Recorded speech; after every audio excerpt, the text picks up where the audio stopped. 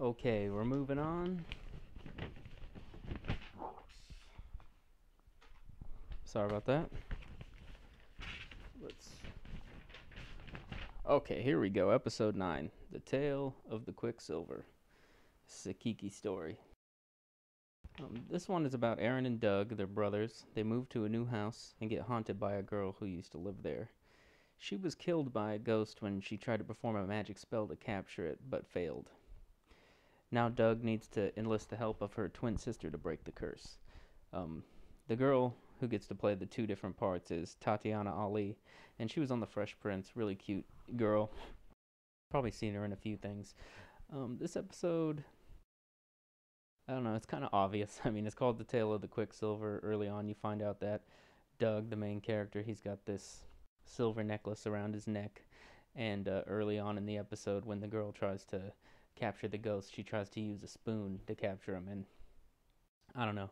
I mean, of course, twists and turns and things like that in Are You Afraid of the Dark are usually pretty obvious, but this one was just really obvious that the silver necklace that he had on was going to save the day and everything.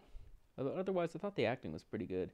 And also in this episode, the ghost kind of has the ability to give you syphilis or a fever or something.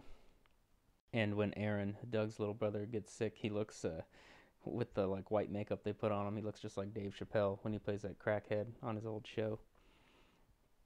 So yeah, the ghost looked really familiar in this episode. I'm pretty sure they've used that exact same makeup quite a few times. But this episode wasn't anything too groundbreaking. The family was actually, I'm pretty sure they're supposed to be Indian. So that was kind of cool. Something a little different. But besides that, there wasn't too much this episode. I'm going to give it a 3 because the performances were fine. Pretty good. I like the brothers' relationship. Okay, now, Season 3, Episode 10, Tale of the Dream Girl. I have a feeling this will probably be my favorite episode of the whole series. I can't really think of too many others that I liked more. I'm sure it's a favorite of a lot of people. This episode is just really above and beyond what Are You Afraid of the Dark should be. I've seen on a lot of YouTube comments like people think that a lot of movies rip this off. I'm not so sure about that. I'm sure that I'm sure this sort of story goes back a long ways, and the source is probably some old book that hardly any of us have read. And it's a Sam story. It's basically about Erica and Johnny, the brother and sister. They work at a bowling alley.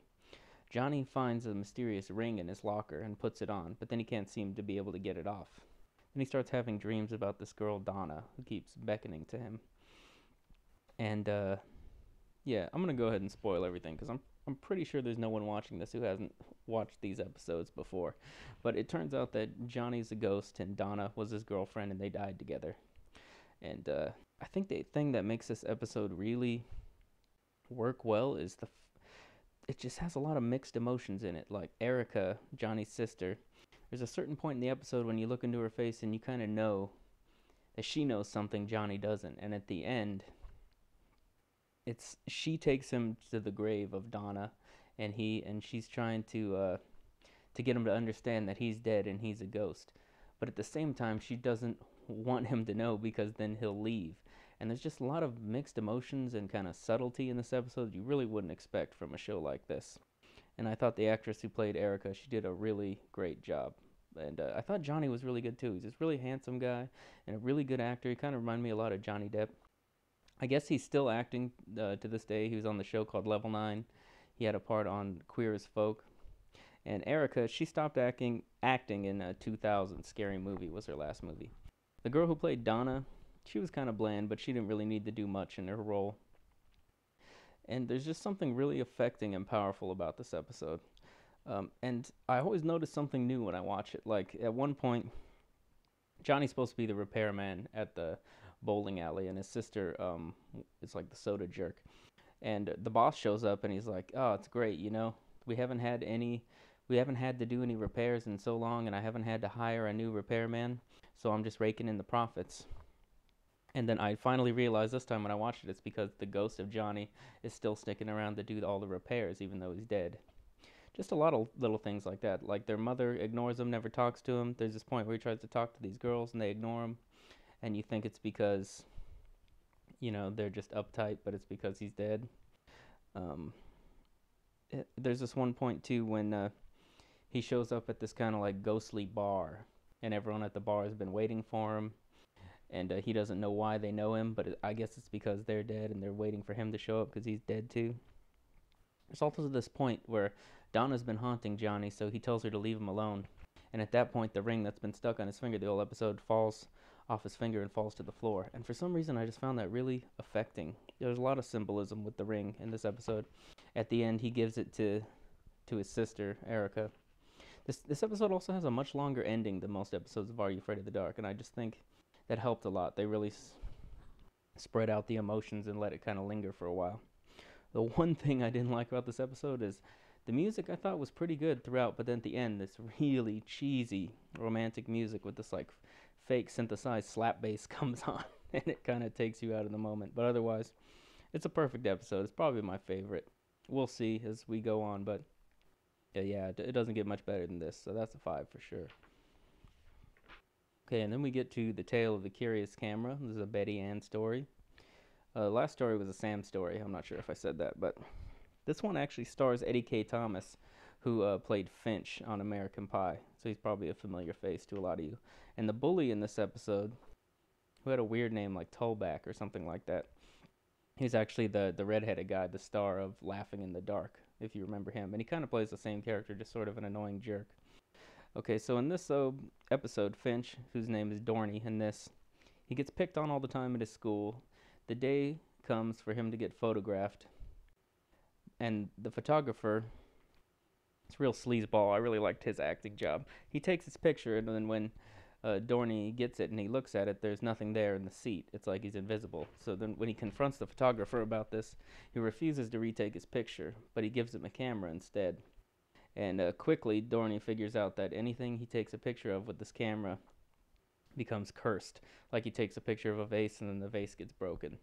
Things like that. So he decides to take a picture of the kid who'd been bullying him at school, and then he gets like his legs broken by a falling locker or something. And then there's a pretty funny moment where he's going through his yearbook and deciding who he's going to take pictures of. He's saying yes, maybe to all these different kids who have picked on him. But then he accidentally takes a picture of his parents. And when they develop the photograph, they see that his parents are going to get into a car crash.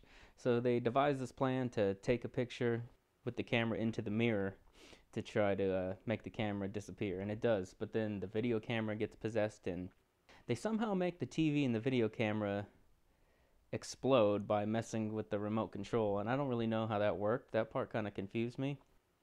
And then at the end, the computer ends up getting haunted. But I thought this was a pretty fun episode. The sleazy photographer is really great. When he gets rid of the camera, he suddenly gets a turn in his fortunes, and he becomes this really yuppie, like sellout with big giant shoulder pads, and he's like speaking in Italian and French, and all of a sudden he's like this hot photographer. I thought that was pretty fun, pretty funny. This episode actually had a cool quote I liked. This is the photographer talking to Dorney. Always reveal the inner man. That was my motto. What's your motto now?